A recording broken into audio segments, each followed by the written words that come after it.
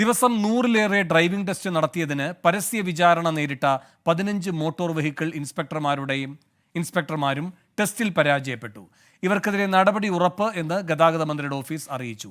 അഖിൽ ഷാ അൻസാർ തിരുവനന്തപുരത്ത് നിന്ന് ചേരുന്നു വിവരങ്ങളുമായി. അഖിൽ ഷാ, എന്തൊക്കെയാണ് വിശദാംശങ്ങൾ?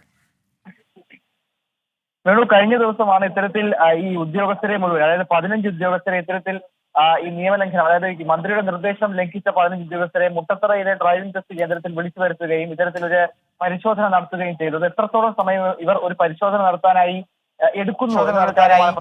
എടുക്കുന്നു എന്നുള്ളൊരു കാര്യമാണ് പ്രധാനമായും അന്വേഷിച്ചത്. അതിന്റെ പശ്ചാത്തലത്തിൽ ഇന്നലെ വൈകിട്ടോടുകൂടി ഈ ടെസ്റ്റ് പൂർത്തിയാവുകയും ഈ മുഴുവൻ ഉദ്യോഗസ്ഥരും ഇതിൽ പരാജയപ്പെട്ടു എന്ന് കണ്ടെത്തുകയും ചെയ്തിരുന്നു. ഇതിന് പിന്നാലെ ഈ ഉദ്യോഗസ്ഥർ മന്ത്രിക്ക് റിപ്പോർട്ടും സമർപ്പിച്ചിരുന്നു.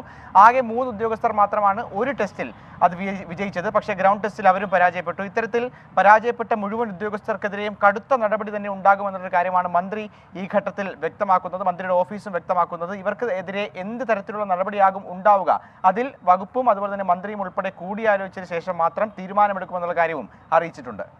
അഖിൽ ഷാ അൻസാർ തിരുവനന്തപുരത്ത് നിന്ന്.